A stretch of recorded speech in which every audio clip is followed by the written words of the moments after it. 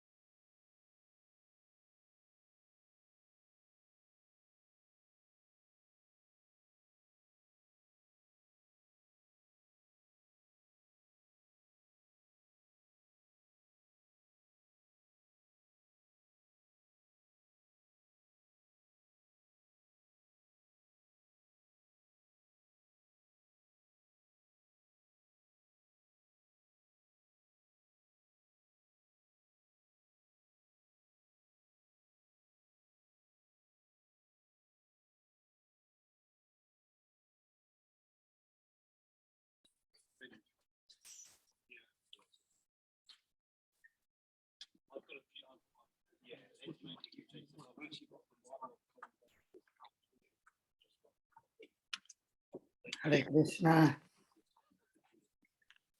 Yes. Yeah. I mean, you just refer. Hare Krishna Maharaj, please accept my respectful obeisances. Please accept mine.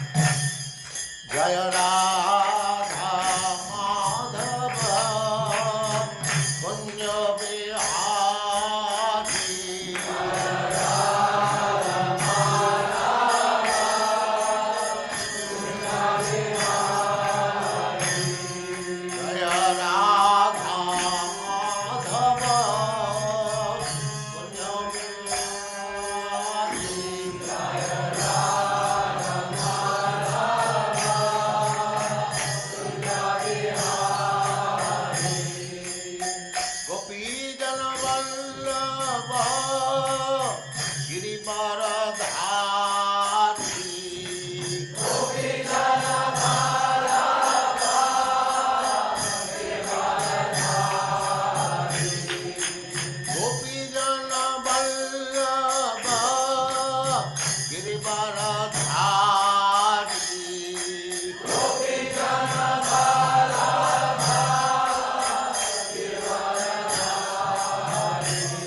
Jaya Radha Madhava Kunya Bihari Jaya Radha Madhava Kunya Bihari Jaya Radha Madhava Kunya Bihari Jaya Radha Madhava Kunya Bihari Gopi Jana Vallabha Girivaradhari Gopi Jana Vallabha Girivaradhari Yadunandan Braja Jana Ranjana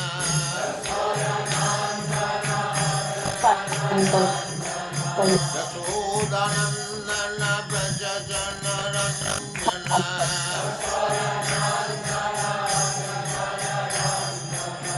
Jamuna Tira Vanachari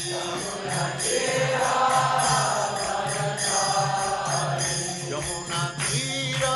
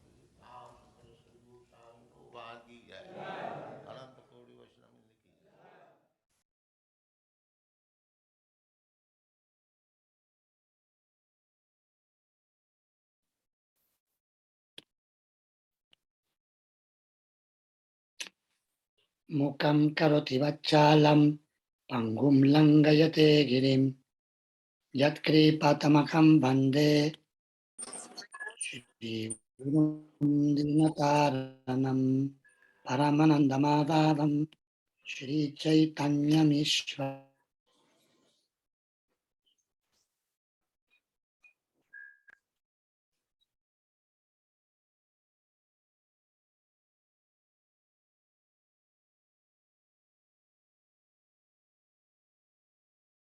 Krishna Prestaya Bhutale Srimate Bhakti Vedanta Swami Niti Namine Deve Gauravani Pracharine Nirvishesha Shunjavadi Paschatya Dechatarine Jaya Shri Krishna Chaitanya Prabhu Nityananda Shri Advaita Gadadhar Shri Vasadi Gaura Bhaktavrinda Hare Krishna Krishna Krishna Hare Hare Hare Rama Rama Rama Hare Hare.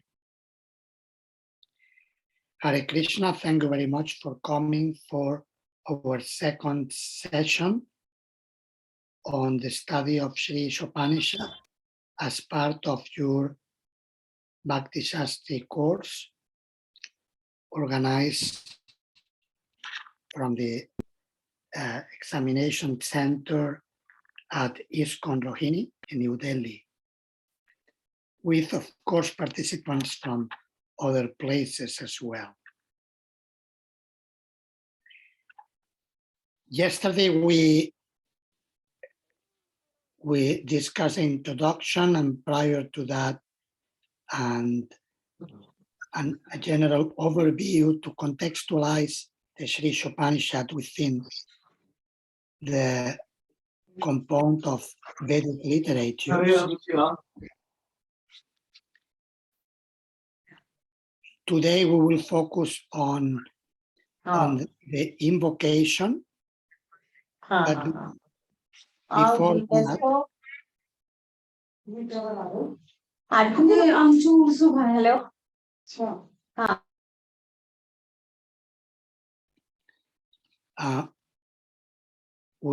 as we were saying, we will focus on the invocation. And prior to that, we would like to see to go through all the verses of the Sri Upanishad, the 19 verses, including the invocation, so we can see the flow of the text. Yesterday we discussed briefly the Hare Krishna overview. Maharaj, Yes? I had one question from yesterday's class. Can I ask? Okay. Yes, Prabhu, you can ask. Maharaj, you were telling that there are 108 Upanishads, and like the primary ones are 10, and Ishopanishad is one of them. So I was just wondering, why did Srila Prabhupada write only on this Upanishad? Is there something specific, something special in this Upanishad out of the other 9 Upanishads of the primary ones? Like there are 10 primary. So why did Srila Prabhupada write this one only? Yeah, I would not say that necessarily this Upanishad is different from the others. Like in the Upanishads, the way how the transcendental knowledge is transmitted is somewhat abstract, but Srila Prabhupada did want to also translate other Upanishads. There are some letters in which he expressed he wanted to give more literatures to his disciples. And we see that, for example, His Holiness Bhanu Swami Maharaj has translated many of the Upanishads, indicating that if Srila Prabhupada would have been present, certainly he would have translated other Upanishads as well. Why did he choose this particular Upanishad? I never read a statement by Srila Prabhupada on it. It's true that the name of the Upanishad is the Upanishad of God. Isha means the Lord, the Upanishad of the Ishvara. But we see also other Upanishads that Srila Prabhupada quotes in his Bhaktivedanta purpose also include personalistic views on the absolute truth. For example, a very famous verse quoted by Srila Prabhupada is Nityo Nityanam Chetanas Chetananam Eko Bahunam Yovidadati Kaman. That there are many eternal living beings, and there is one eternal being who is providing for the many. Eka means one, Eko Bahunam means many. Yovidadati Kaman, the one is providing for the many. And we will see in Sri Ishopanishad, for example, in text number 8, how the same principle is stated. Vyadadak Shashvatipya Samabhyaha. That there is the primary philosopher, thinker of the universe, referring to the Lord, who is providing the needs of all the others. So the same statement is given in different Upanishads.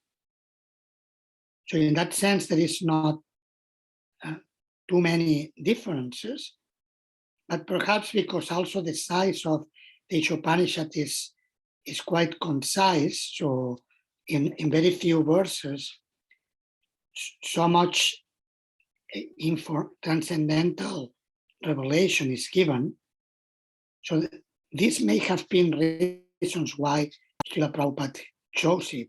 But I don't remember having read any statement by Srila Prabhupada on that particular point, why he chose first the Upanishad. Is that okay?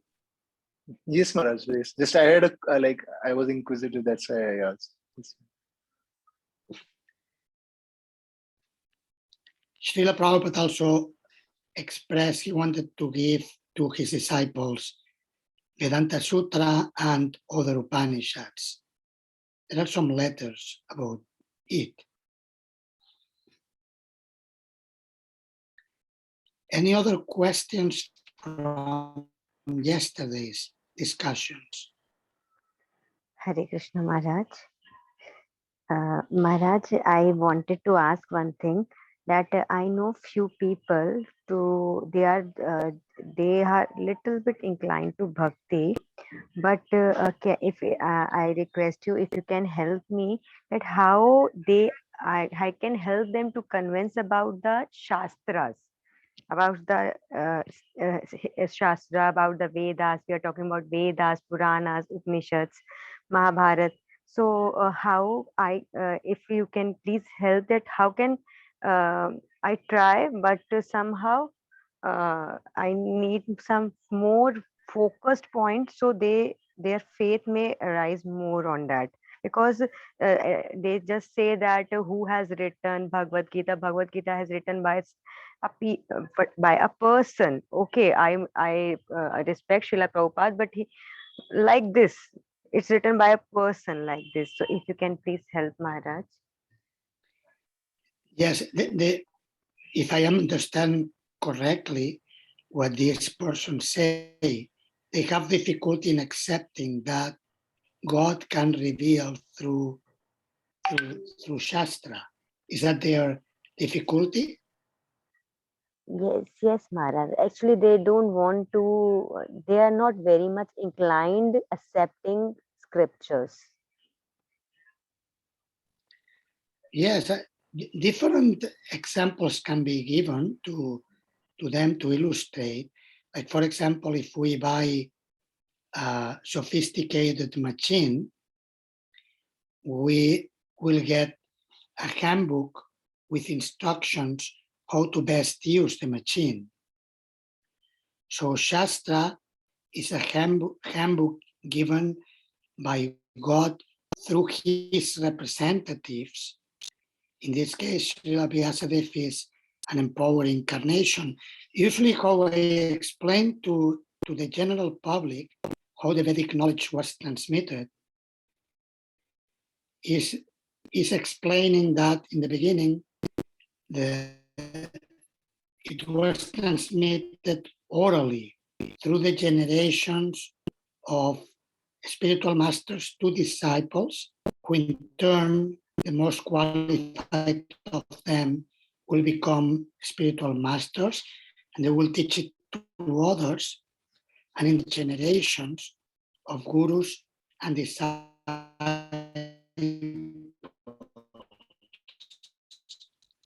and then I tell them that 5,000 years ago, the great rishis, headed by Srila Vyasadeva,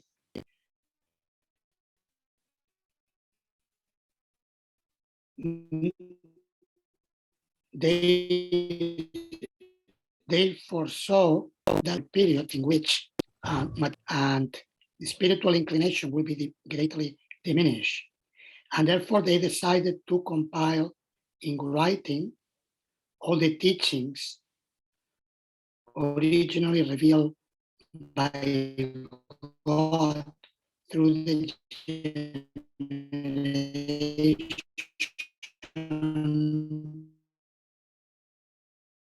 One point that can be emphasized is that these persons are not ordinary persons, but like Srila Vyasadeva and the disciples who help them, but they are great sages, much more qualified than ordinary people. That's one consideration. And also the metaphor we discussed yesterday about the understanding the identity of the father through the mother by listening to the authority can be also a good argument that may be appealing to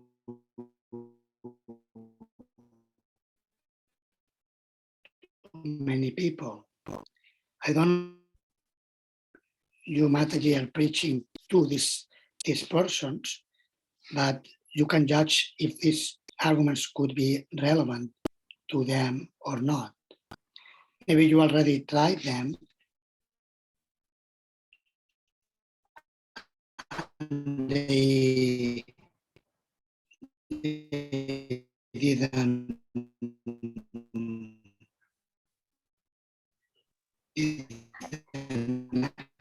accept. Then it's good to give them become more. They may become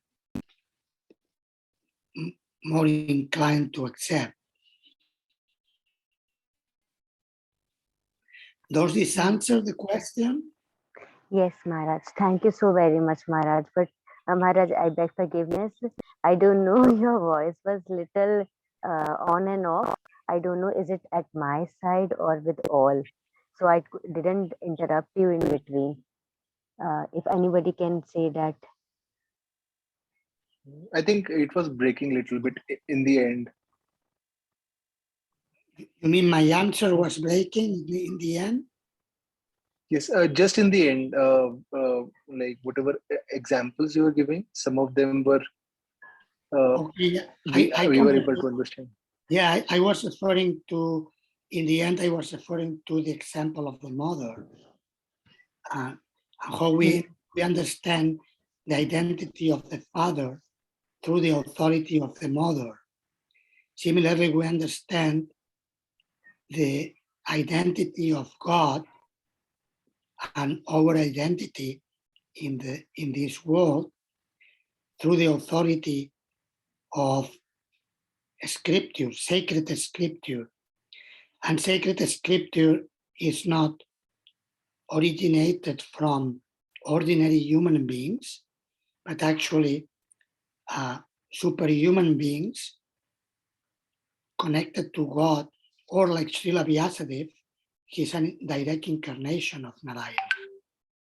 So in that sense, God is speaking to humanity. And this is our good fortune that we are, that God very kindly is speaking to us. Like, for example, Bhagavad Gita, we can say is, if not the only, it's the only I know, the only sacred book directly spoken by God to humanity. Like Krishna, Sri Bhagavan is speaking to the whole humanity. And he's giving very sound explanations about life, about God, about the soul, about material nature, about eternal time, and the laws of material nature, such as the law of karma, like all the themes we find in Bhagavad Gita. And the name of the text, Bhagavad Gita, indicates it is the song Gita of Bhagavan, the song of God. So, yeah, we can underline these points to encourage them to pay attention, to study Bhagavad Gita. One thing we can ask them is to suspend their disbelief for a while, and with a neutral, honest mind, study Bhagavad Gita. And then they can judge by themselves. This can be an approach as well. Like, okay, you say this is written by any ordinary person, but it is not according to the tradition of gurus and the tradition of sacred scripture. And you can study with a neutral mind, with opening the heart with honesty, and then judge by yourself. This can be an argument we can give to these persons. Is that okay, Rukmini? Thank you. Mataji? Thank you so very much, Maharaj. Thank you so much for helping. So let's now go through the verses.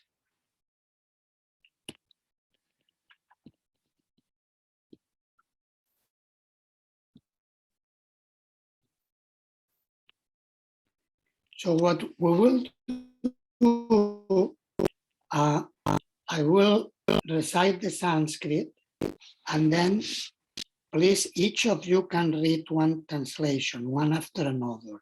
Maybe when we go around, if we have more verses than participants, then some of you may read twice. I'll be posting on the screen. I think you can see, right? You can see the screen. Yes, Maharaj. Yes, Maharaj. So please, after I read the Sanskrit, you can activate your mic and read the translation one after another. Okay. Om Purnamadak Purnamidam Purnat Purnam Mudachyate Purnasya Purnamadaya Purnameva Vashishyate. Translation, please. The personality of the personality of Godhead is perfect and complete, and because He is completely perfect, all emanations from Him, such as this phenomenal world, are perfectly equipped as complete wholes. Whatever is produced of the complete whole is also complete in itself. Because He is the complete whole, even though so many complete units emanate from Him, He remains the complete balance. Thank you. Text number 1. Ishavasyam idam sarvam yatkincha jagatyam jagat tenatyakte bhunjita magrita kasya svitanam. Arti Mataji, you wanted to read, I think? Yes, because I've got some space in the office. Otherwise, I can't, so I can speak now. Thank you. Everything animate or inanimate that is within the universe is controlled and owned by the Lord. One should therefore accept only those things necessary for himself, which are set aside as his quota, and one should not accept other things, knowing well to whom they belong. Thank Hare you. Krishna. Mantra number 2. Kurvanne karmani jijivi shekshatam samaha evam tvaji nanjate tosti na karma lipyate nare. Next, please. One may aspire to live for hundreds of years if he continuously goes on working in that way. For that sort of work will not bind him to the laws of karma. There is no alternative to this way for man. Thank you. Mantra number 3. Asurya namate loka andhena tamasavritaha tamste pretya vigachanti teke chatmahano janaha.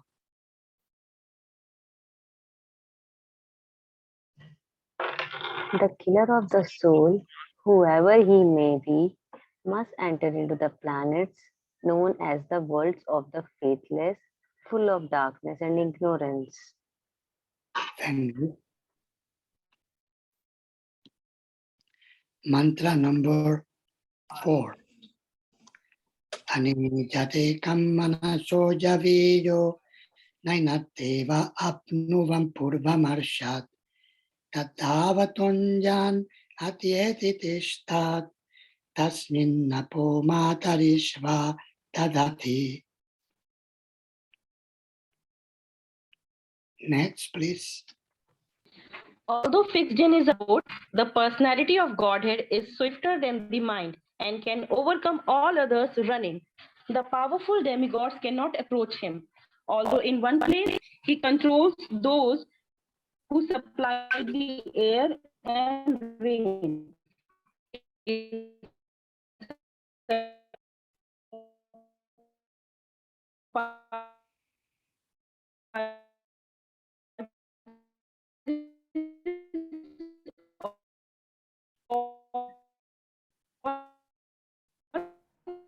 Mataji, your voice is breaking. Thank you very much. It got interrupted at the end. There seems to be a problem with the connection.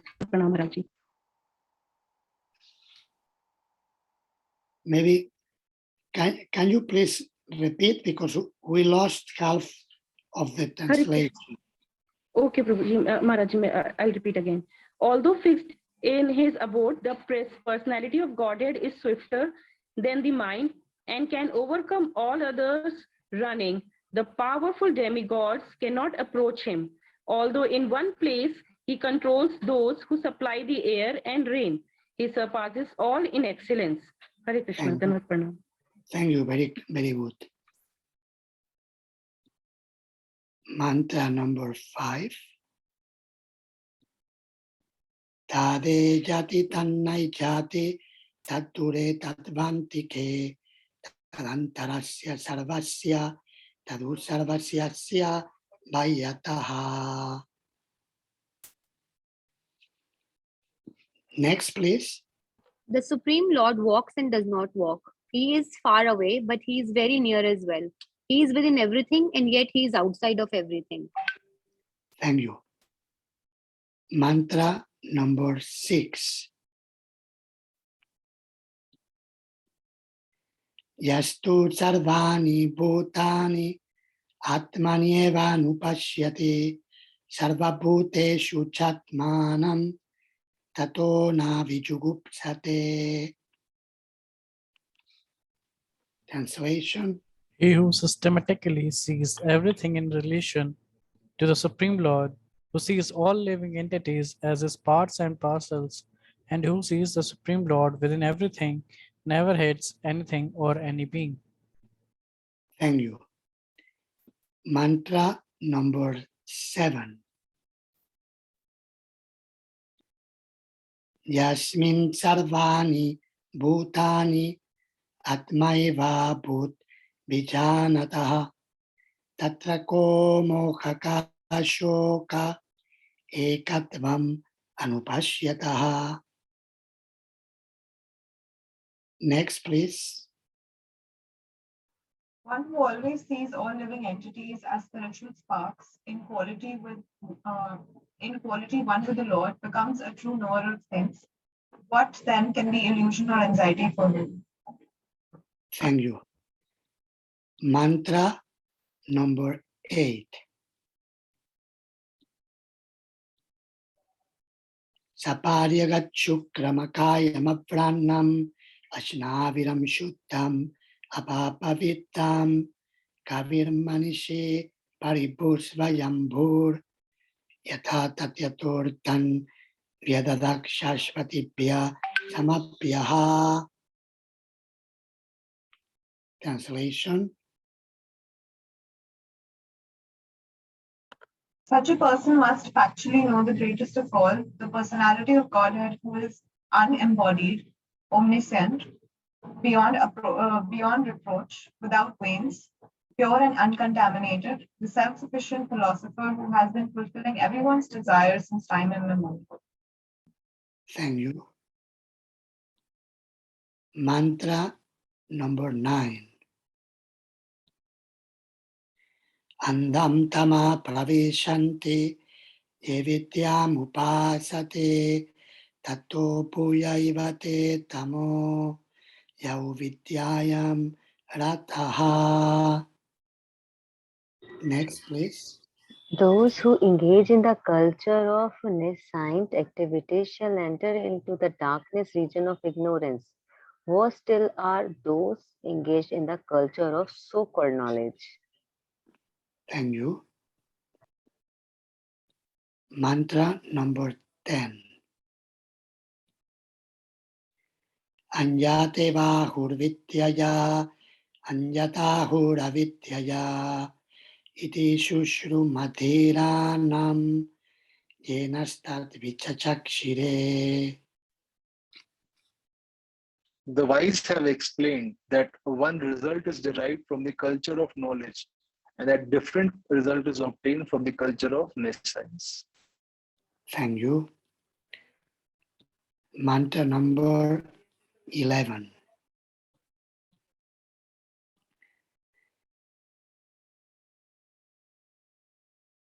Tat vedo bhayam saha avidyaya mrityum tirtva vidyaya mrittamashnute.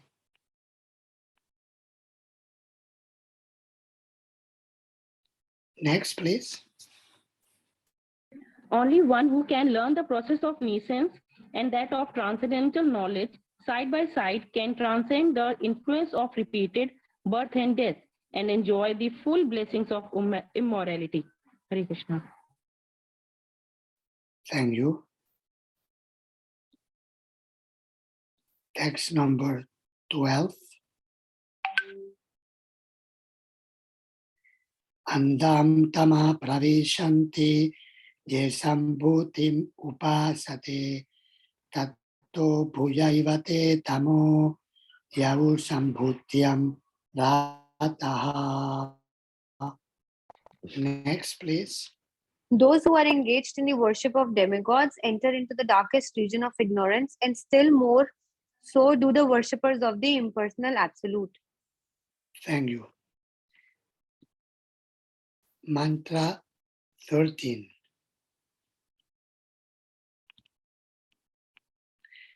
Anyadevahu sambhavat, anyadahu rasambhavat, iti shushruma viranam, yenastad vichachakshire. Next, please. It is said that one result is obtained by worshipping the supreme cause of all causes, and that another result is obtained by worshipping what is not supreme. All this is heard from the undisturbed authorities who clearly explained it. Thank you. Mantra 14. Sambhutim cha vinasham cha yastat vedo bhayam saha vinashena mrityum tirtva sambhutya mrittamashnute. Translation, please. One should know perfectly the Supreme Personality of Godhead Sri Krishna and his transcendental name, form, qualities, and pastimes, as well as the temporary material creation with its temporary demigods, men, and animals. When one knows these, he surpasses death and the ephemeral cosmic manifestation with it. And in the eternal kingdom of God, he enjoys his transcendental life, his eternal life of bliss and knowledge. Thank you. Mantra 15. Hirammayena patrena satyasyapi hitam mukham tatvam pushanna pavrenu satyadharma yadrishtaye. O my Lord, O Lord, sustainer of all that lives, your real face is covered by your dazzling effulgence. Kindly remove that covering and exhibit yourself to your pure devotee. Thank you. Mantra 16. Pushannikarshayama surya prajapatya vyuharashmin samuhatejo yatte rupam kalyanatamam tatte pashyami yosafasau purusha sohamasmi. Next, please. O my Lord, O primeval philosopher, maintainer of the universe, O regulative principle, destination of the pure devotees, well-wisher of the progenitors of mankind, please remove the effulgence of your transcendental rays so that I can see your form of bliss. You are the eternal supreme personality of Godhead, like unto the sun as am I. Thank you. Mantra 17. Vayuranilamamritam atedam basmantam shariram om kratosmara kritam smara kratosmara kritam smara. Let this temporary body be burned to ashes, and let the air of life be merged with the totality of air. Now, O my Lord, please remember all my sacrifices, and because you are the ultimate beneficiary, please remember all that I have done for you. Thank you. And the last mantra, number 18. Agnenaya supataraye asman vishvani deva vayunani vidvan yujodyasmak chuhuranam vino pujishtam tenama uktim videma. O my Lord, as powerful as fire, O omnipotent one, now I offer you all obeisances, falling onto the ground at your feet. O my Lord, please lead me onto the right path to reach you. And since you know all that I have done in past, please free me from the reactions to my past sins so that there will be no hindrance to my progress. Thank you.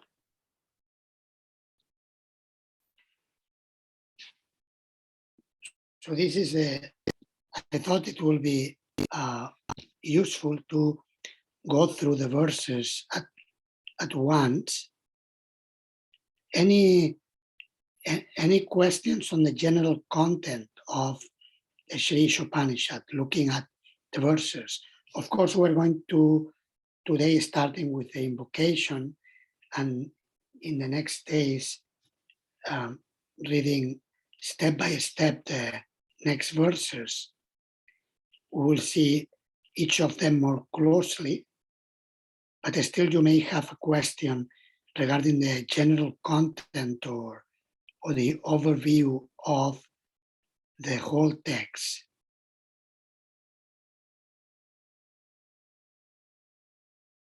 Seems to be pretty clear, straightforward. Right? Yes? Okay, good. So we will go to the invocation, which is one of the key memory verses for you to learn in Sanskrit and English. Some of you may have already studied. Any of you did study already the invocation previously? Not yet. Yes, Maharaj. Okay, some Yes, of you. Maharaj. Okay, good. Yes, Maharaj. So let's go through the text.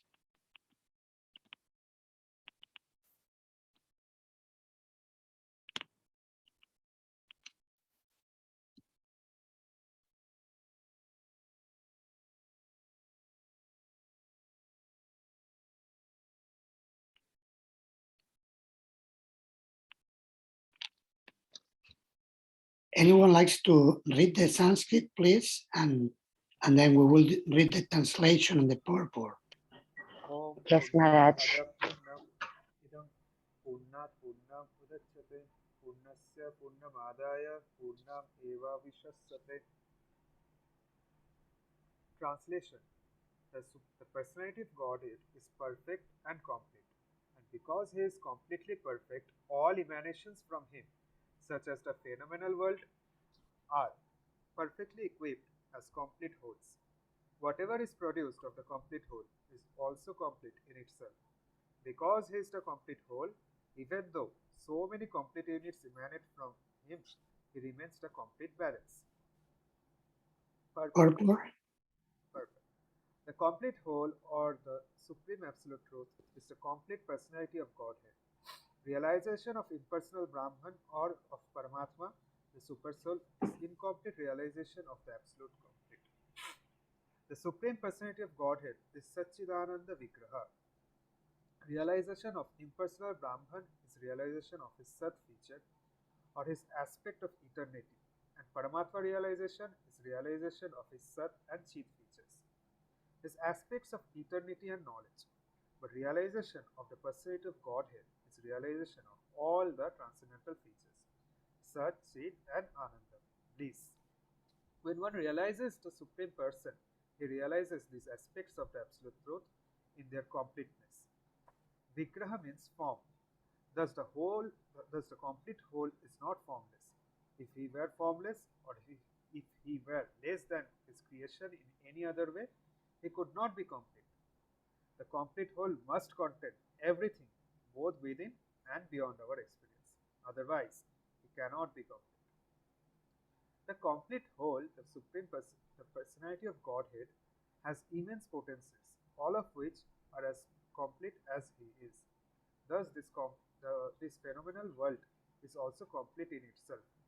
The 24 elements of which this material universe is a temporary manifestation are arranged to produce everything necessary for the maintenance and subsistence of this universe. No other unit in the universe need make an extraneous effort to try to maintain the universe. The universe functions on its own time scale, which is fixed by the energy of the complete whole. And when that schedule is completed, this temporary manifestation will be annihilated by the complete arrangement of the complete whole. All facilities are given to the small complete units, namely the living and beings, to enable them to realize the complete whole. All forms of incompleteness are experienced due to incomplete knowledge of the complete whole. The human form of life is a complete manifestation of the consciousness of the living being. It is obtained after evolving through 8,400,000 species of life in the cycle of birth and death. If in this human life of full consciousness, the living entity does not realize his completeness in relation to the complete whole, he loses the chance to realize his completeness and is again put into the evolutionary cycle by the law of material nature. Because we do not know that there is a complete arrangement in nature for our maintenance, we make efforts to utilize the resources of nature to create a so-called complete life of sense enjoyment. Because the living entity cannot enjoy the life of the senses without being dovetailed with the complete whole, the misleading life of sense enjoyment is illusion. The hand of a body is a complete unit only as long as it is attached to the complete body. When the hand is severed from the body, it may appear like a hand, but it actually has none of the potencies of a hand. Similarly, the living beings are part and parcel of the complete whole, and if they are severed from the complete whole, the illusory representation of completeness cannot fully satisfy them. The completeness of human life can be realized only when one engages in the service of the complete whole. All services in this world, whether social, political, communal, international, or even interplanetary, will remain incomplete until they are dovetailed with the complete whole. When everything is dovetailed with the complete whole, the attached parts and parcels also become complete in themselves. Thank you very much.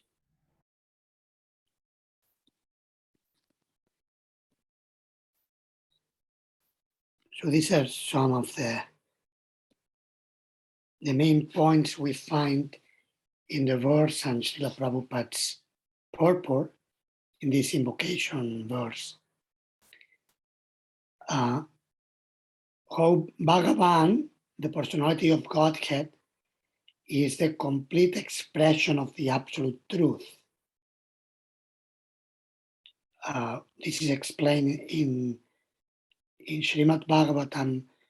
There is a verse in the second chapter, Vadanti Tatvavidas Tatvam Yakyanam Attvayam Brahmeti Paramatmeti Bhagavan Iti Shabdyati.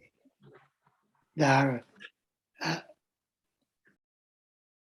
transcendentalist, learned transcendentalist, can understand the absolute truth in three dimensions, as Brahman, Paramatma, and Bhagavan, according to their particular level of realization.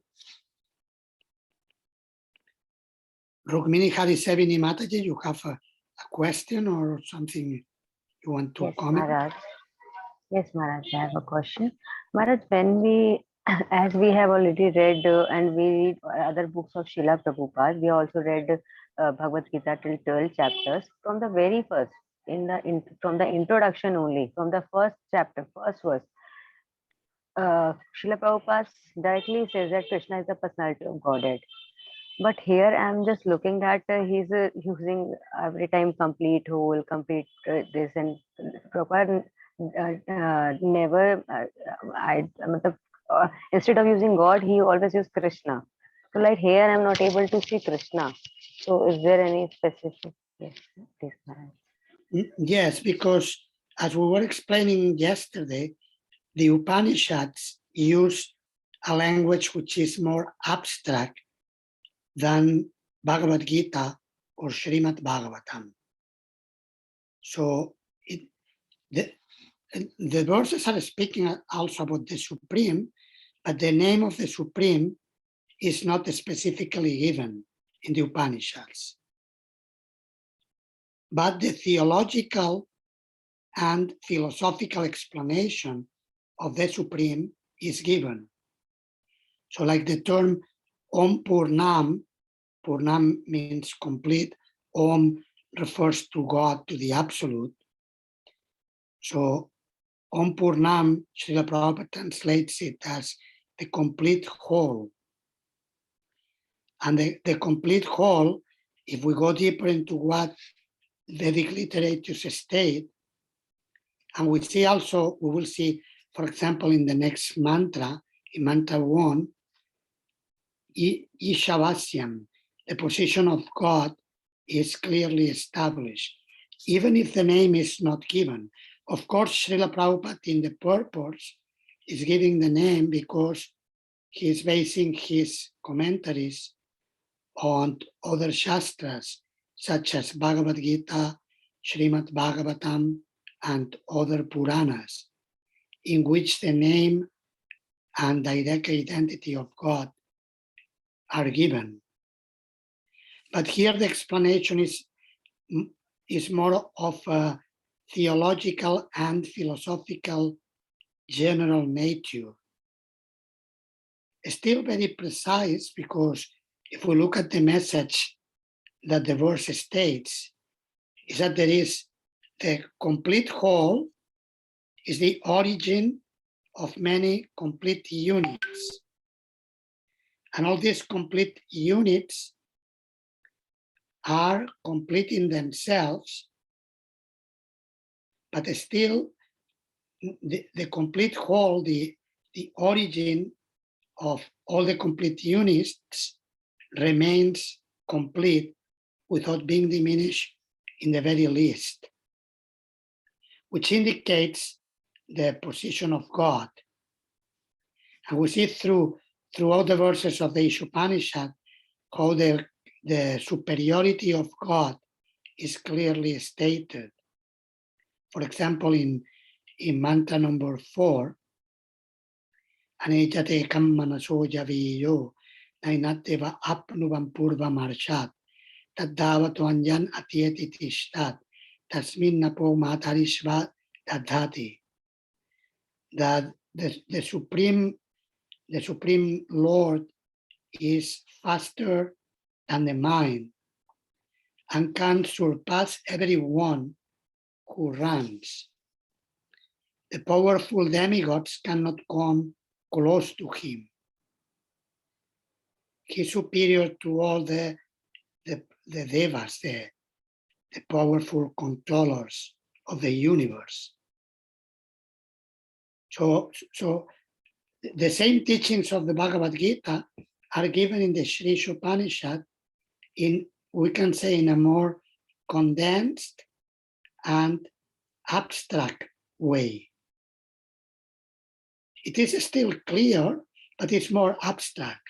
And this is the nature of the Upanishads as a literary genre.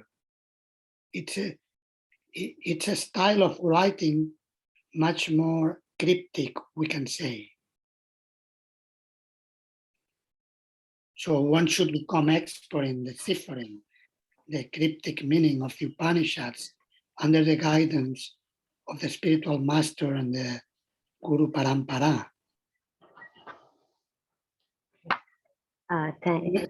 But the message is quite straightforward, even if the direct name is not given. For example, in Bhagavad Gita, Krishna mentions in several places, at least in 3 places, that he is the mantra Om, Pranava Sarva Vedeshu. Krishna states, I am the Omkara Pranava mantra. So Krishna says, I'm not different from Om. And Om is mentioned here in the beginning of the text. This mantra, the invocation, is also found in other Upanishads, such as the Brihadaranyaka Upanishad, another important Upanishad. The beginning is the same invocation mantra.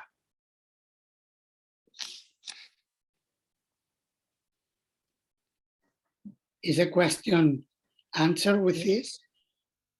Yes, thank you so much, Maharaj. But still, I have one little thing. I'm understanding, but Maharaj, purport is by Srila Prabhupada. In the purport, Srila Prabhupada, even in the purport, Srila Prabhupada is not mentioning Krishna.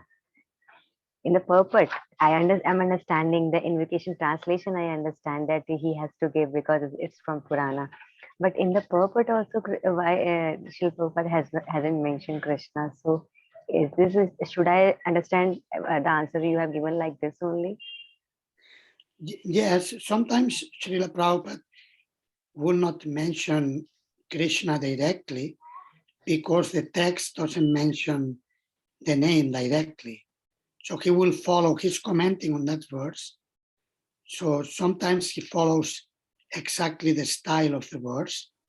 Sometimes he may unpack more.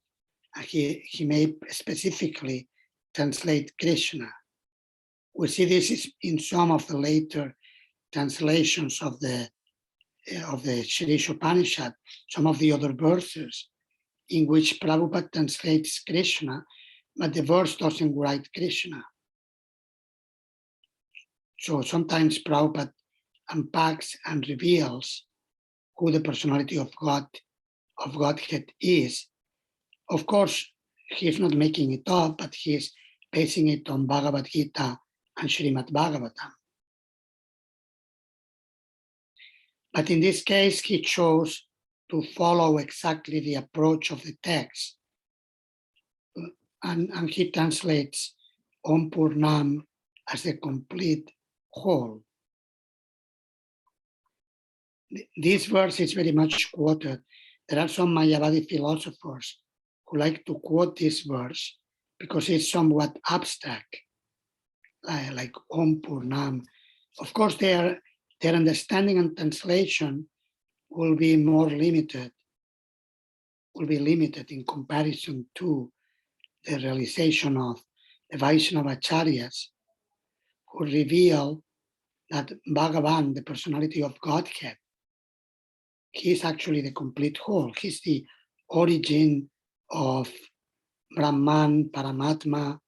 He's the origin of the universes, both material and spiritual, as described in Bhagavad Gita. Aham sarvasya prabhavo matak sarvam pravartate iti matva bhajante mam buddha bhava samamvitaha. Krishna states, I am the origin of everything, all the worlds, material and spiritual. Everything emanates from me. So basically the statement of this verse follows that line of thought, that Krishna is the origin of everything and everyone.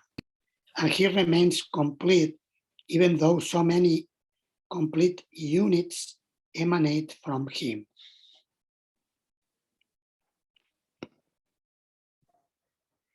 Thank you so very much, Maharaj. So we will take now a 5-6 minute break, so we can take a break until it will be, let me see, the translating into Indian time. So now in India it's 58, so it will be 3-4 minutes past 8. Okay, we'll come back soon.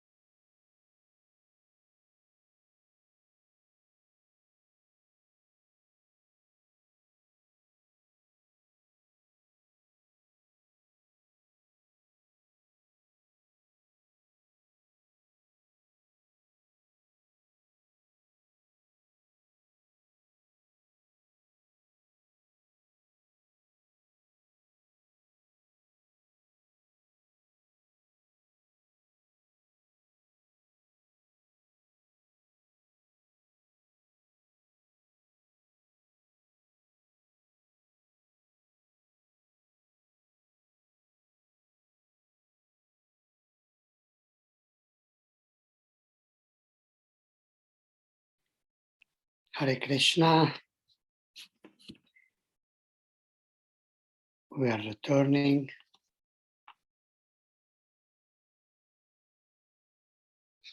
So let's go back to the content of the verses.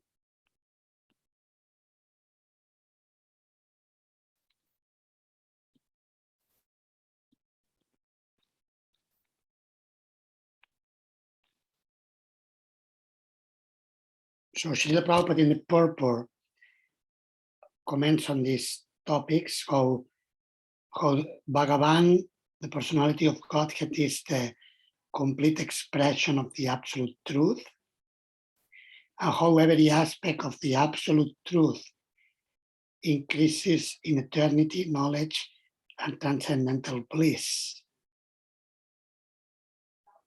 Like Brahman is related to eternity, Paramatma is related to eternity and knowledge, transcendental consciousness, and Bhagavan is connected to the three qualities: eternity, knowledge, and transcendental bliss. And Srila Prabhupada also explains how the potencies of the Supreme are complete. He remains complete even though he creates so many entities and potencies he manifests. We say create, but actually it is not exactly creating, because Krishna is eternal, and therefore his energies are also eternal, even though some of them, like the material energy, may manifest temporary forms. But Prakriti, material nature, as an energy of God, is also eternal. It becomes manifest and unmanifest again and again due to the connection with God. God is the origin of material nature. And in the last point, Srila Prabhupada, in the last paragraphs of the purport, Prabhupada explains how when we surrender to Krishna, the Lord will give complete facility for us. He will reciprocate according to our level of surrender. We're going to explore now these topics. The three aspects of the absolute truth, Brahman, Paramatma, and Bhagavan. I think you are familiar with these three aspects of the absolute truth. Are you? Yes, yes, Maharaj. So, different examples can be metaphors or analogies can be used to illustrate the difference among the three. Like Srila Prabhupada in the purport has stated that Bhagavan is the complete understanding and realization of the absolute truth. Paramatma is a partial understanding, and Brahman is even more partial understanding. Still, the three are considered the same absolute truth. It's like, for example, the heat of the fire and the fire are inseparable. So when Krishna is there, also Brahman is there, because Brahman is the light emanating from Krishna's transcendental body and Krishna's transcendental abode. So there are three metaphors we can use for, I'm sure there are more, but usually we may use three different styles of presentation or combine them. For example, Srila Prabhupada usually compares the Brahma Jyoti, the Brahman effulgence, to the sun rays. The Paramatma is compared to the solar disk, and Bhagavan is compared to entering into the sun and meeting the sun god and all the variety of life that there is in the sun. Even though in the contemporary world we are taught that it is not possible to have any form of life in the sun due to the heat. But according to the Vedas, information is given that the sun is a higher abode in the universe, and there are more advanced beings than we who live on the Earth planet. So the example is given like Bhagavan will be compared to entering into the sun and discovering what's happening there.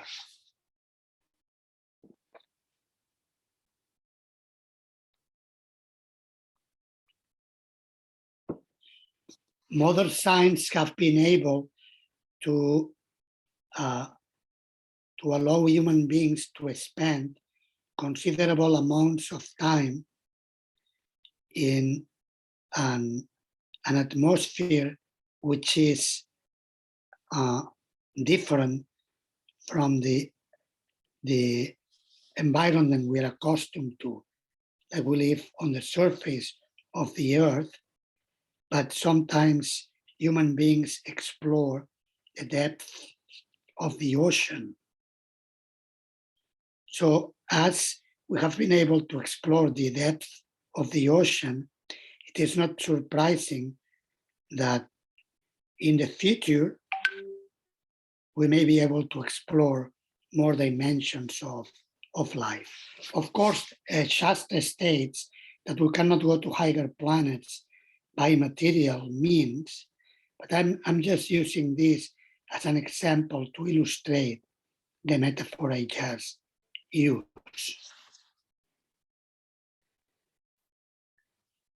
Another metaphor that can be used in relation to Brahman, Paramatma, and Bhagavan is that of a mountain. When we look at a mountain from a distance, the mountain may appear to be like a cloud, isn't it? It's like we can see an homogeneous color. We see the mountain as a non-differentiated entity. But as we come closer, we will see that in the mountain there are certain varieties. So it becomes more localized. We can see when we're arriving at the mountain, we can see the trees, we can see some parts where there are roads and there is sand and so on. So the non-differentiated perception of the mountain can be compared to the non-differentiated Brahman, impersonal aspect of the absolute truth. When we see the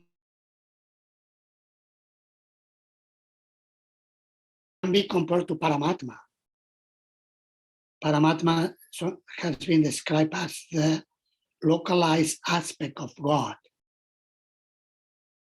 So it's much more concrete, and we can perceive it more in a more localized manner. And Bhagavan will be compared to entering into the mountain, and then there we can experience all the aroma, the smell of the flowers or the trees in the forest, and we may see the river which goes through the mountain or on the base of the mountain, on the valley, a river is passing, and we can experience all the beauty and of the mountain. Hear the sound of the birds, all the living entities inhabiting the mountain, and so on. So Bhagavan implies that we're able to meet the personality of Godhead face to face in a personal way, of course, if he chooses to reveal himself. And also we can experience the variety, transcendental variety of the spiritual world. And another metaphor that can be used is that of a train. In a remote country, people didn't know what a train was. And at some point, the government managed to bring the first train to the country. So people gathered at a sort of a station they had created to welcome the train. But people didn't know exactly what the train was. So when the train was coming,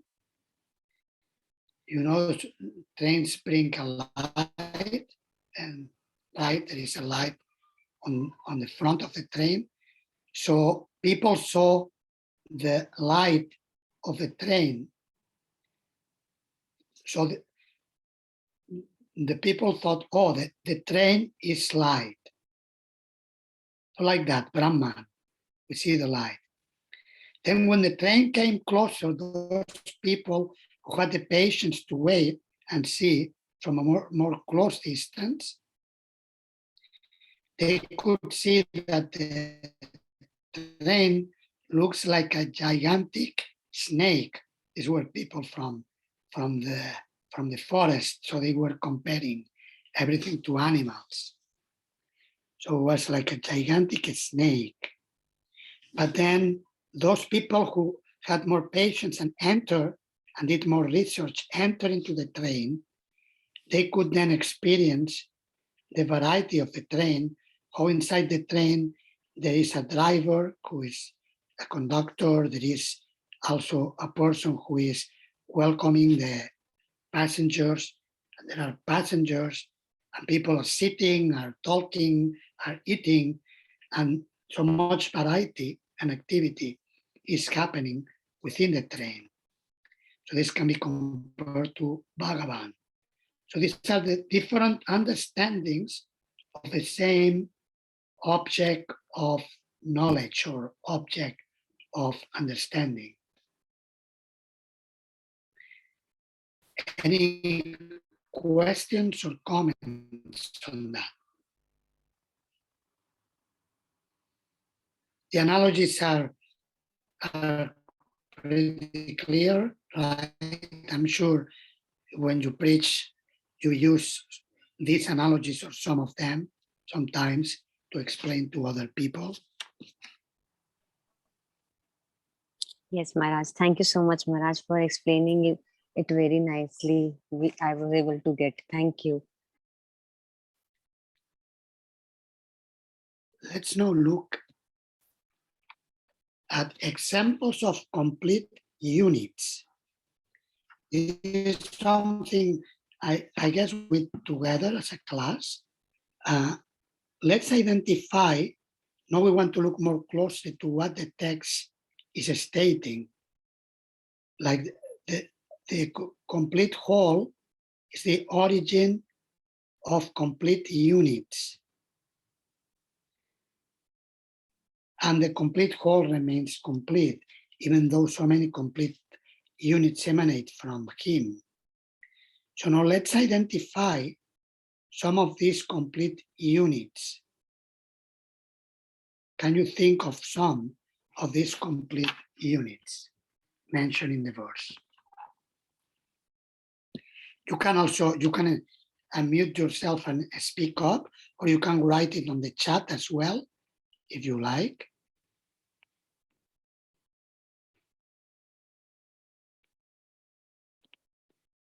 I just saw a message from Priya Satyabhama Mataji saying that my voice is cracking a lot.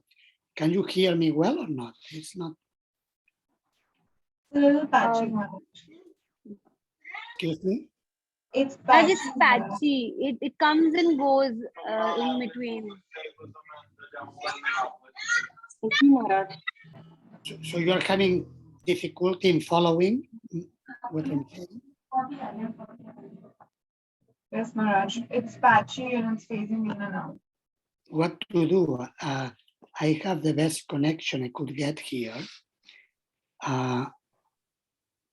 Maharaj, maybe you could try switching off your video for a while. It saves some bandwidth. Maybe that can help you. Without the video, okay. Okay, Yeah. let's see. Is that any better? Yes, Can you Maharaj. hear? It's better without the video, okay. We have to see over time, because sometimes even after switching on the camera, the voice is coming correct. But yeah, but we can see for some time after switching on the camera if it's working fine. Yes, I could hear only very softly. Gaurav Prabhu, if you want to repeat, please. Maharaj, I meant ki we can see for a while whether this is working or not. Okay, so you say it's better we do like this, so you will be able to hear better than if you see me but you don't hear, it's more problematic. Yes. Okay, good. So let's know if you want to write on the chat. Okay, yes, Rukmini Harisevini Mataji is writing candle. You mean like candle as a complete unit? You want to explain, please? Maharaj, I just try because I'm not sure. Please forgive. It's like lighting a candle. If yes, candle is a whole complete unit. But if we light another candle from the complete unit, that the first candle is anyways complete. Okay, good, very good. You have paraphrased a verse from Brahma Samhita, which is mentioned in relation to Krishna's expansions. The verse states, Diparchir eva ida shantanma abhyupetya dipayate vivritta hetu samana dharma. Vishnur mahanjai hayasya kala vishesho govindam adipurusham tamaham bhajami. That Krishna is compared to the original candle, and from the original candle, other candles are lightened, but still the original candle remains first. Good, very good. What other complete units can you think of? Look at nature. What complete units we find in nature? Maharaj, can we give example of seed? Yes, very good. If just like that, there is a mango tree or any other tree or any tree. If we take the fruit, there is a seed. Again, we saw the seed into the earth. Then again, after after some time, again the plant will come, and again we will after some time by planting that and giving, then we can again have a fruit like this. This circle is going on. Very good example. So the tree is within the seed actually, and there is a power to continue replicating many new trees and seeds, and the trees give fruits and the fruits give seeds. Yes, very good. That's a good example.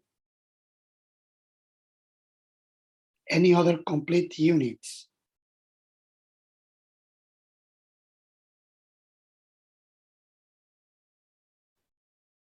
You can think of?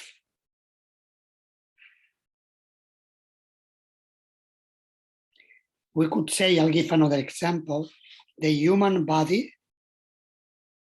is complete. It has a system for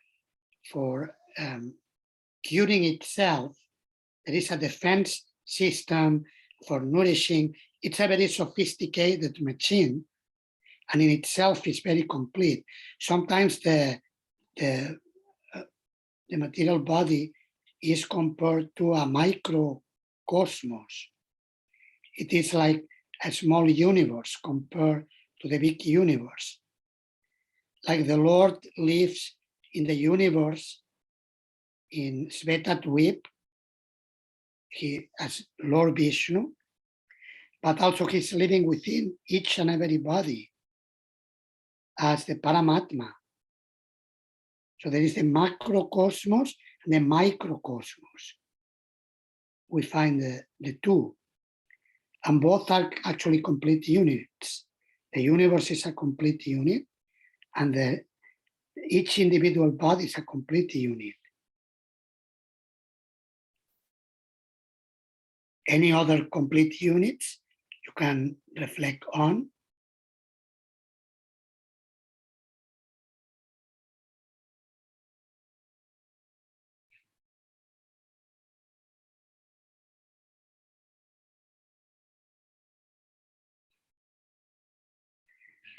For example, the Earth planet. The Earth planet is Mother Earth, so is actually can be compared to yeah, it's like it's complete in itself. It has a whole system for preserving life, all the ecological systems,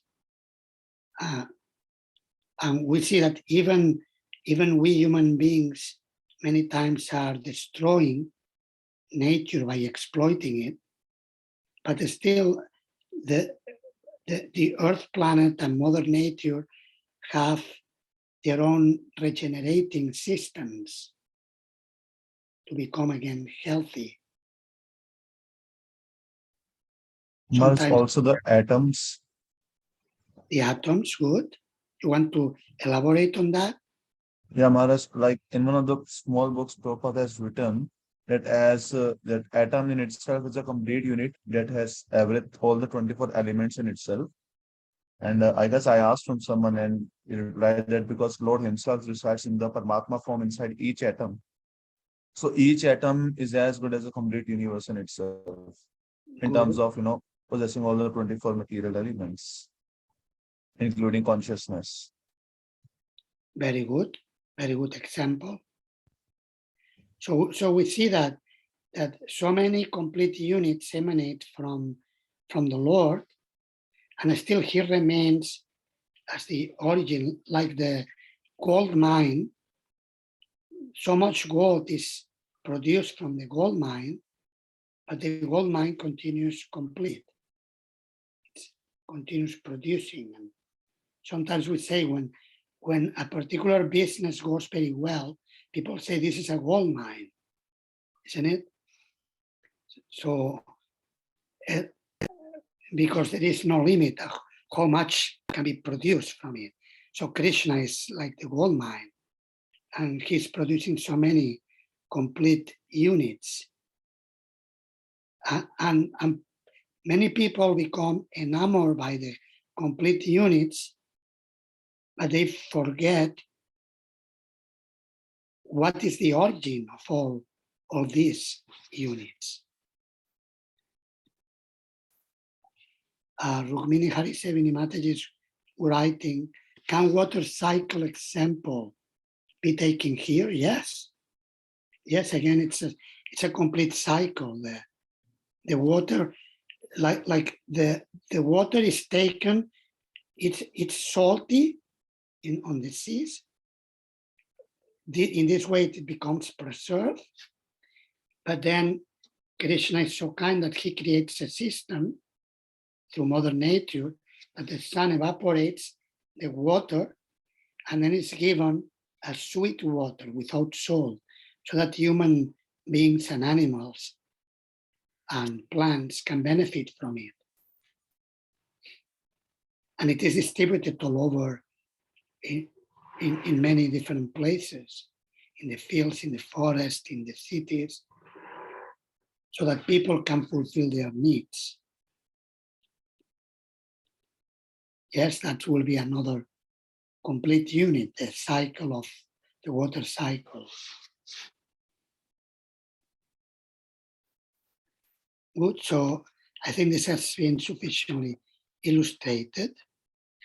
Now we will like to look at the next point. Srila Prabhupada writes about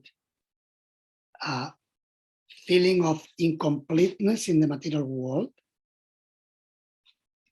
Maybe we can look, let's go back and look at the purport.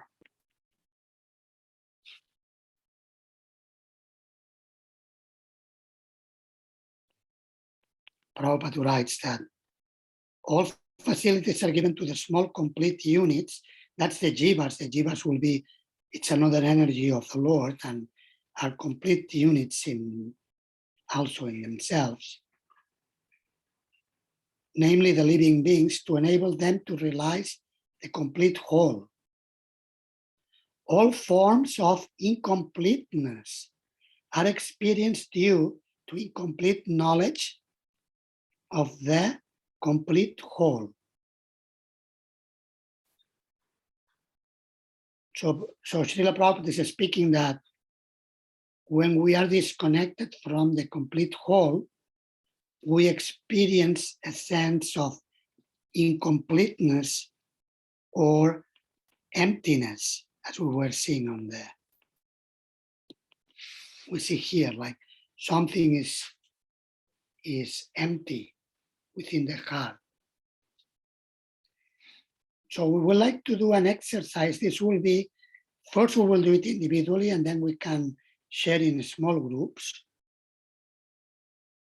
Let's take like 5 minutes or so, 6 minutes. And you can write 1 or 2 paragraphs in your notebook or handbook.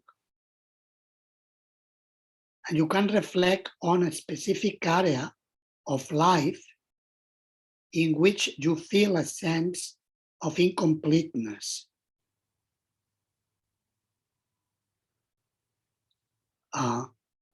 Okay, if some of you feel complete in everything, okay, that's fine. You can also express that. But generally, we embodied beings may have a feeling of incompleteness. It can be in issues related to work or family or the particular contribution we would like to offer. We are not, for whatever reason, not able to offer. Can be in resources, friends, or whatever, personal relationships, society, family, and so on. So you can identify 1 or 2 areas of your life where you feel a sense of incompleteness.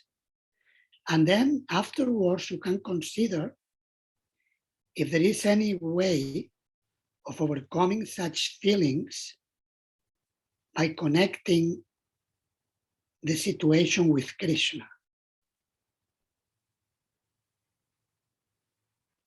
I hope the exercise is clear. Is the question clear? Yes, Maharaj. Yes, Maharaj. So please take 5 minutes or so. I may play some bhajan so you can hear while while you do the exercise.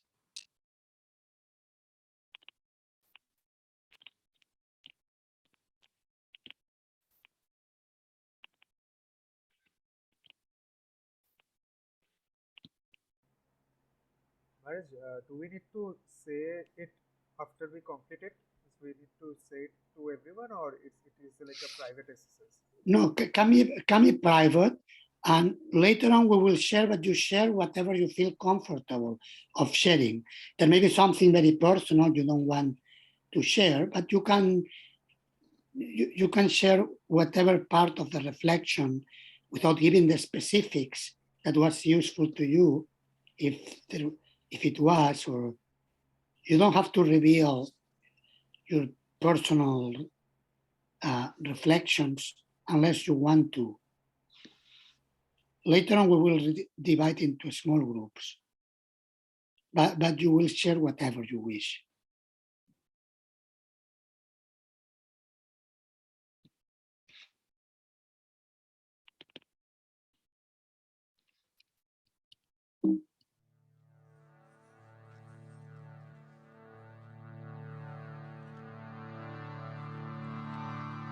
Vrindavanaranyasthana Divyachintamani Dhama Ratana Mandira Manohara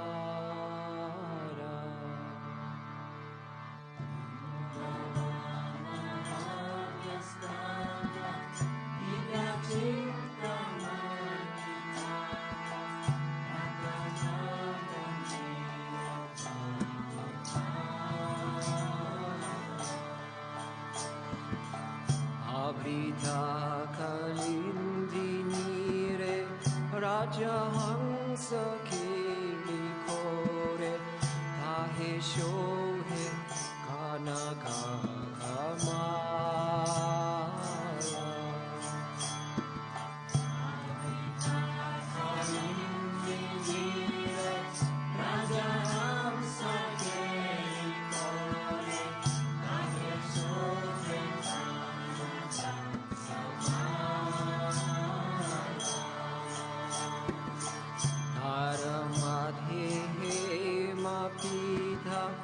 Ashtadale Beshtita Ashtadale Pradhana Naika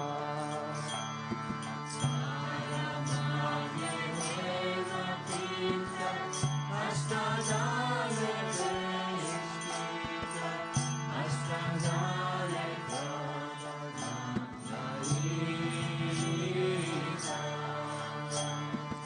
Aramadhiratnasane Koshiya Chenduri Jane Shyama Sange Sundari Radhika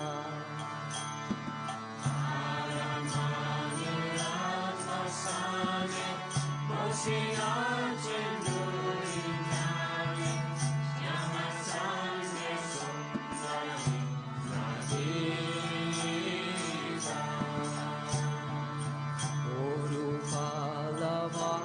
Lavanya-rashi Amiya-podiche khasi Hasya parihasa samvashane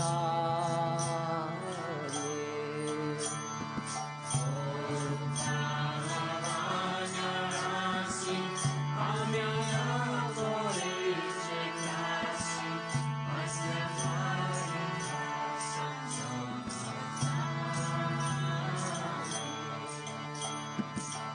Narottamudasa koya Nichalela sukhamoya Sadhavi spuruka moramane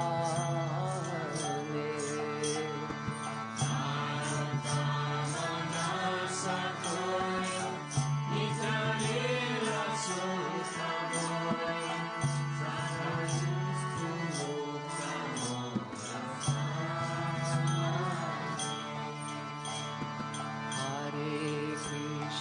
Hare Krishna, Krishna, Hare Hare, Hare Rama, Hare Rama, Rama Rama, Hare Hare,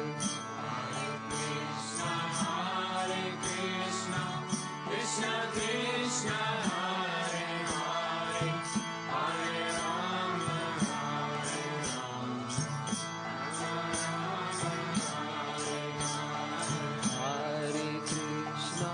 Hare Krishna, Krishna Krishna, Hare Hare, Hare Rama, Rama Rama, Hare Hare. Hare Krishna, Krishna Krishna, Hare Hare, Hare Rama,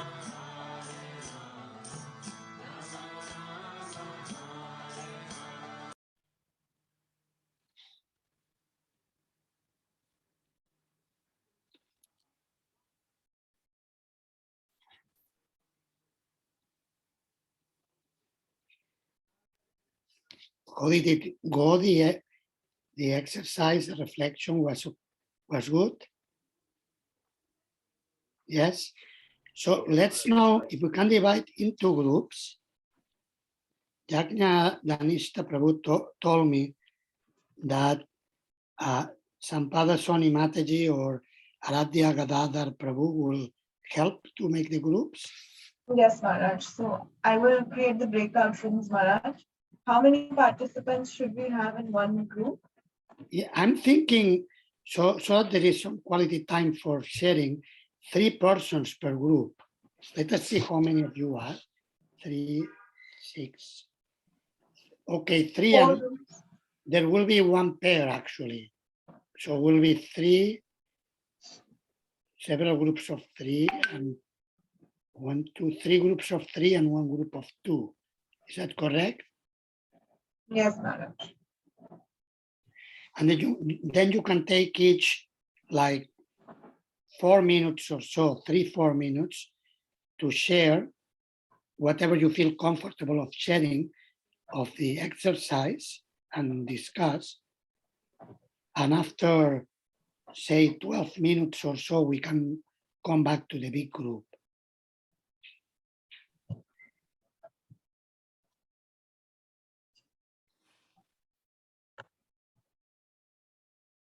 I have created the breakout rooms. Please accept the request to join.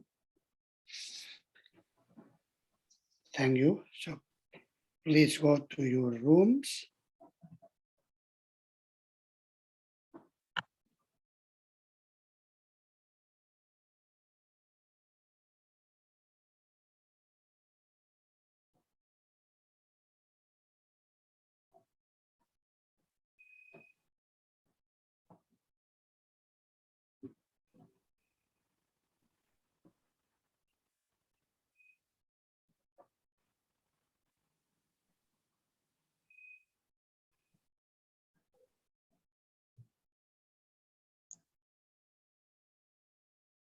Aarti Mataji, Tarun Prabhu, can you also please join your rooms?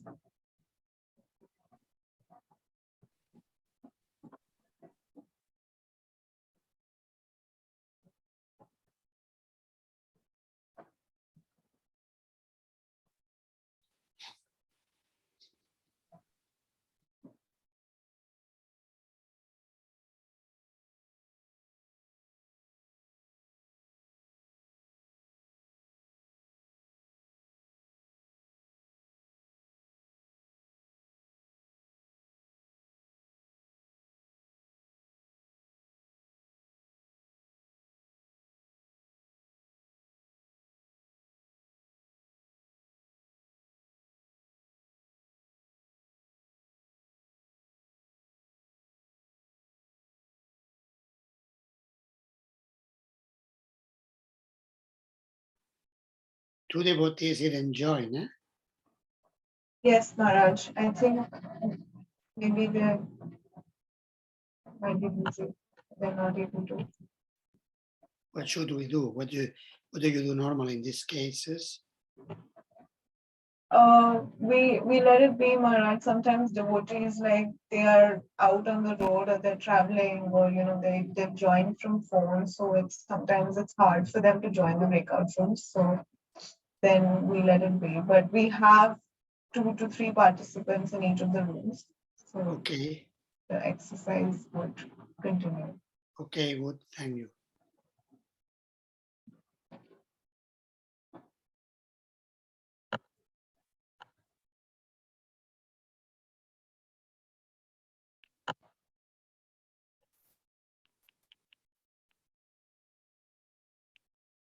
After 10 minutes or so, they can come back. Okay, Maharaj. I'll close the room around 8:50, and it takes like a minute to close all rooms. So they should be back by 8:51 or so. Okay, okay, good. Thank you.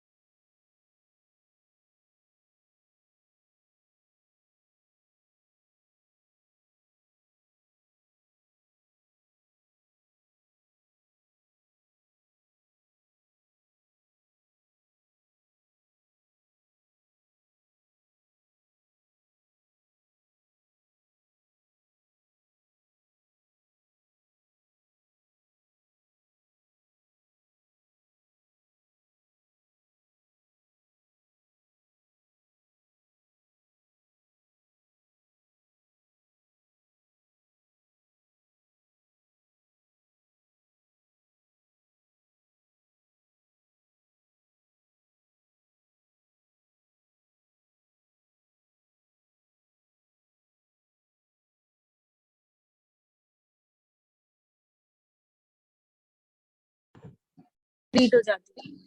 Everybody is back to the main section, Maharaj.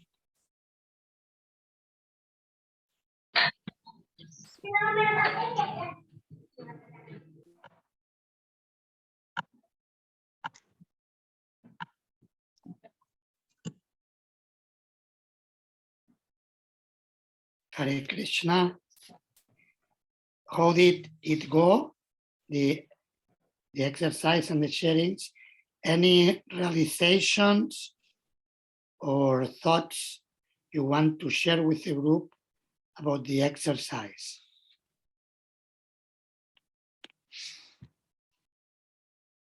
Yeah, I think the thoughts are, Maharaji, everyone is going through some kind of a struggle or the other. People have different priorities, different struggles, to get this 100% happiness and bliss from Krishna. So we have people, Gaurav and Gadadhar, they were part of the group, so they had very interesting views. So maybe they want to share their views with you. Gaurav, you might want to do it. And then, Prabhu Gadadhar Prabhuji had very different perspectives. So Yes, good, very good. Who likes to so, share? yeah. Gaurav, you want to go first? Yeah, Maharaj, I can try to like I wanted to say in terms of completeness, I generally seek completeness or in terms of satisfaction, in terms of happiness, in terms of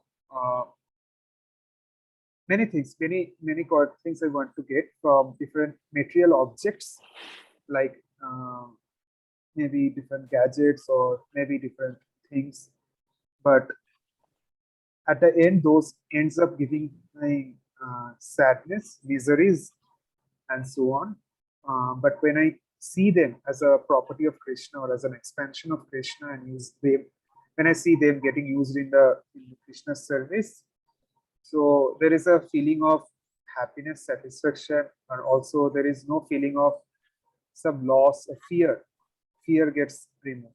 Fear factor gets removed when I use different material objects in the service of Krishna.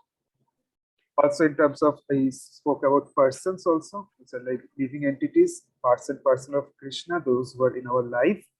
So there is also a feeling of getting a permanent association with them, like thinking like those persons will stay with us always, and who will support in ups and downs and everything.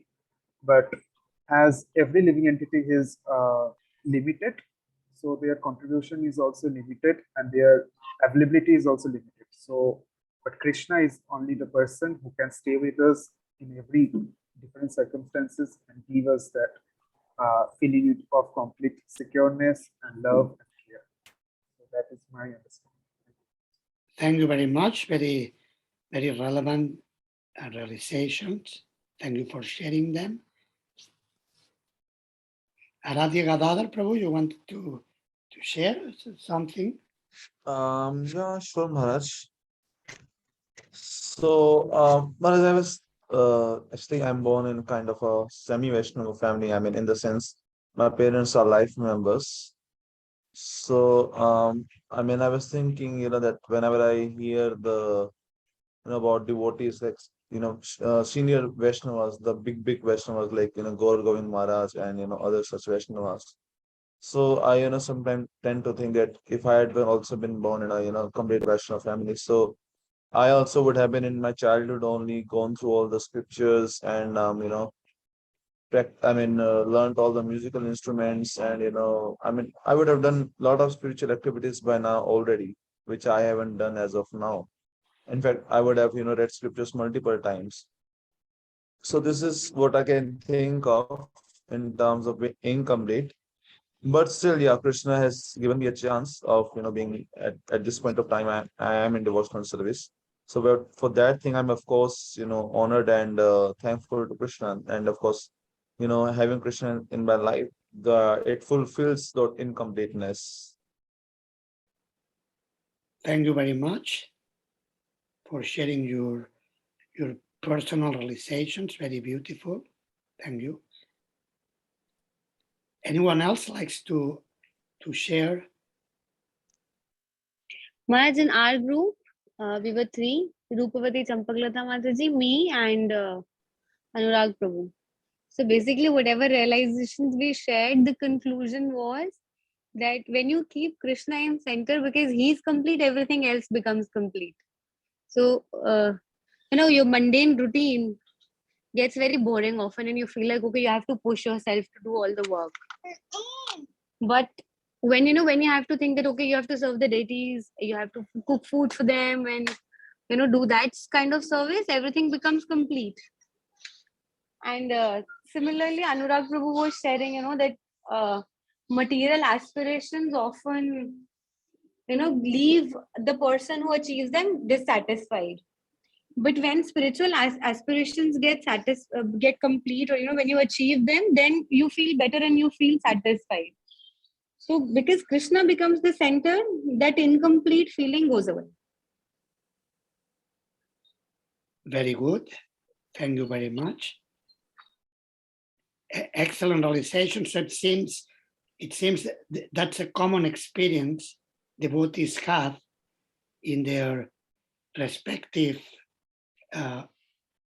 personal situations, but we see how by having Krishna at the center of our lives, whatever deficiencies we're experiencing become rectified, and at least we have shelter, and we can feel much happier and satisfied in connecting everything to Krishna. Any other group who likes to share? Hare Krishna Maharaj. We were only two, me and his guest Manmohar Hari Prabhu. So Maharaj, I shared 2 points. Like I try a lot, but I'm not able to manage everything. So here I feel myself very incapable of fixing anything. For fixing anything, like fixing my schedule, I try a lot, but every time I'm not able to manage. Some days are good, some days are bad, like this. And second thing I shared, like I feel very incomplete that I'm not able to preach nicely because of so many, I lack in so many things. So these were two my things. And uh, uh, for this, these are already related to Krishna, so I just pray for that, like this. And Prabhuji also shared one thing, if he would like to share. Good, thank you very much. Hare Krishna Maharaj. So, what I experienced, Maharaj, was I really feel incomplete in the non-Krishna consciousness un-Krishna consciousness activities, Maharaj. Like we go to office and do all nonsensical activities which are not at all required, Maharaj. So I feel really incomplete and hollow from inside when I have to do this and I keep on doing them. And even after knowing that they are of no use, I should engage myself more in services. So I sometimes feel very hollow from inside while doing those things. And whenever I try to engage myself in services, not so under the directions of my seniors, so at that time it gives me a sense of completeness, Maharaj. So whenever I am engaged in services, Krishna services only, under the guidance of spiritual master. So that was my sharing, Maharaj. Thank you, Maharaj. Hare Krishna. Thank you very much. Good. Any questions on this point? How the sense of incompleteness can be fulfilled, can be counteracted by connecting our lives to Krishna. You booked the room? You booked the room? Yeah. Okay. Yes, Maharaj, as I have shared my 2 points, if you can please help me. Yes. You mean about the points you mentioned about the time you want to do many things, and you don't manage to do everything you want to offer to Krishna in a day, right? That's one Yes, thing. Maharaj. And the other is for preaching. You would like to preach more effectively. Yes, Maharaj. Did you reflect on how to connect these two feelings of incompleteness to Krishna? Yes, yes, Maharaj. For this, only they say that for the first point, which I said that I'm not able to manage everything. They say that by practice you will manage.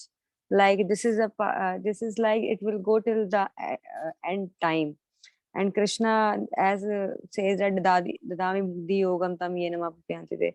So Krishna will give intelligence. Yes, he gives also, but still I'm not able to manage if I connect this with Krishna. And the second thing, that I don't have preaching skills. So that also like everybody, if I ask with any seniors, they say that everybody has his or her capabilities. It's not like that everybody can be fit in the same bag, like in the same box. So they say like this. So they connect with the Krishna like I'm like this, so I don't have capabilities. So whatever I'm doing, this is the best I'm doing. This Maharaj, connecting with Krishna. And how do you feel about these answers you get from Not, devotees? not at all satisfied, Maharaj. That's why still I feel incompleteness for both of that. Okay. So you would like to get some other type of answer which will make you feel more complete. Yes, Maharaj, please. Yes, I mean, regarding what we can do, always what we can offer to Krishna compared to how big Krishna is, always is going to be limited, isn't it? Whatever we can offer, it's very little compared to how much he can get. So in that sense, it's important to remember that what Krishna is interested is in our love and our sincere service, not so much in the amount of service that we do. Like, for example, in the case of the squirrel, during when the Hanuman and all the monkeys were building the bridge to go to Lanka, the squirrel was able to move on a few stones, and when Hanuman asked the squirrel to move away because it was disturbing his work, the Lord chastised him and told him that actually I take as much your service as the service of the squirrel. For me, there is no difference. So this is something to keep in mind. Of course, it's good that we want to offer more and more. That's excellent. But we should always remember that, okay, we offer what we can, and then whatever we cannot finish today, we can do it tomorrow for Krishna. So there is no scarcity of time and energy to offer things to Krishna. These are some reflections on the question. I'm not sure if that will be useful in any way. I guess, Maharajji, one thing that is very common in all of us is that we all feel incomplete in our own worlds, right? Even if everyone has different circumstances. But this feeling of incompleteness is there. Now, in your experience, would this incomplete feeling ever go away? Whatever the circumstances are. Some people are 100% in Krishna consciousness. Person like me is absolutely struggling between material world and spiritual world. And that struggle is making me incomplete, but obviously it is not something that I express very explicitly. but how can we live with this incompleteness and still feel complete? Because someone just said that if we think about Krishna we feel complete, but frankly speaking, if I think about Krishna I feel that, oh, I like the feeling. Obviously we all like him a lot, and we all think about Krishna most of the time, but how do we make sure that we don't have this incomplete feeling, or is it something which is natural?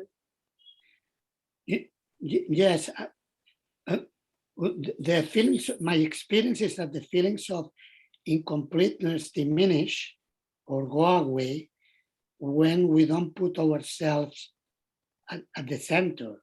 Many times we feel incomplete because we're thinking too much of ourselves.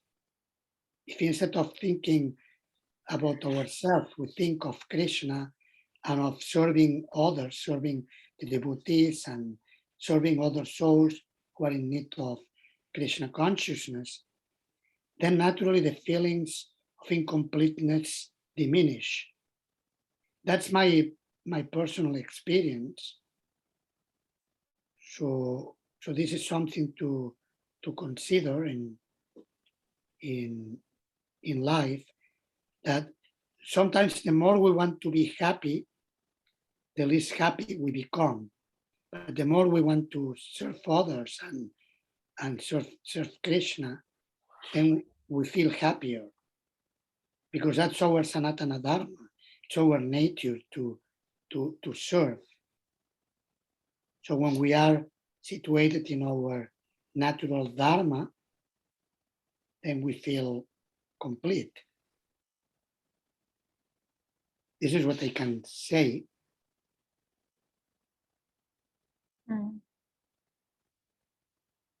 But then Maharaji, also Gita says that you do your prescribed duties. Now prescribed duties include so many material entanglements and material, you are facing the material world, that sometimes it's very challenging, right, to balance both. Or maybe it's just my specific example. Any suggestions or views there? Yes, it is very challenging, no doubt. For Arjuna was challenging. He had to confront dear family members in the other side of the armies. So it was very challenging. But also the message of the Gita is that we perform our prescribed duty with detachment. So that's a crucial attitude that will help us to become satisfied. It's also satisfaction is mentioned in chapter 17. You didn't study that part yet in the course, but you will come to that. Chapter 17 of Bhagavad Gita. In the austerities of the mind, satisfaction is one of them. So basically to learn to accept whatever Krishna gives us as what is best for us. Sometimes we may think this or that will be better for me, but many times Krishna is just giving us what we need in order to progress. So to accept that and to grow from our particular position, it's a very healthy approach in the practice of our duties in this world and the practice of our Krishna consciousness while performing our duties.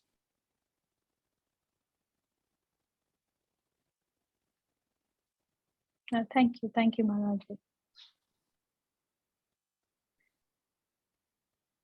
Rukmini Harisevini Mataji, regarding your question on preaching, your feeling of dissatisfaction on preaching, you would like to teach more or to preach more. And sometimes other members of the community tell you you don't have to worry about it. Of course, you can preach in many different ways. Like for example, some devotees are great preachers through cooking delicious prasadam. for instance. And sometimes it's a more powerful preaching to provide a very tasty prasadam to a guest, and they become so attracted and so impressed than whatever philosophy we can speak. So these are things we need to keep in mind. I remember Anuttama Prabhu, the ISKCON Minister for Communications, in his communications course, was quoting a Christian saint, St. Francis of Assisi. Srila Prabhupada spoke in Australia in a monastery of Franciscan monks. And St. Francis of Assisi had to say that we will be preaching the whole day, and sometimes we will say a few words. Do you follow? So we will be, he was telling his monks, we will be preaching the whole day, and sometimes we will say a few words. And this is consistent with Srila Prabhupada's statement that example is better than precept. So we preach many times more by example than by our words.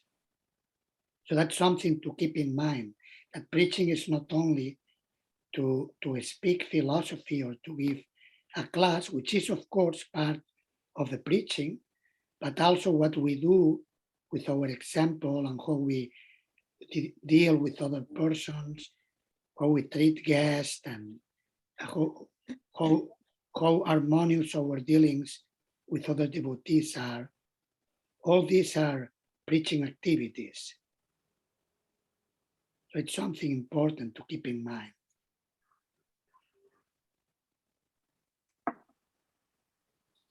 Is that okay? Thank you so much, Maharaj. But the 2 points which I have said, yes, the first you said the example of squirrel. For some time it works, but again I'm the same. And the second, and the answer of second, Maharaj, thank you so much. I'm able to understand, but still this thing is so deep. Both the things is so deep in my heart that I don't know when will it come out. Yes, but you are saying that anyways, by the mercy of Guru and Krishna, I do this. But still, my heart goes there only. My mind and heart goes there only. I try a lot, but I'm not able. It's very deep in my heart, both the things. Because from the first thing, I'm struggling for so long. And the second thing, yes, it's there. It's also for many years. But thank you so much, Maharaj. Thank you so much for helping. Any final questions for today? Otherwise, we can end here, and tomorrow we will discuss verses 1, 2, and 3. It is the Ishavasya principle, and what are the consequences of following this principle, and the consequences of not following it. So please do the reading and the homework for tomorrow's class as much as possible. And we meet again at the same time, 7 p.m. Indian time. Thank you very much. Hare Krishna. All glories to Srila Prabhupada.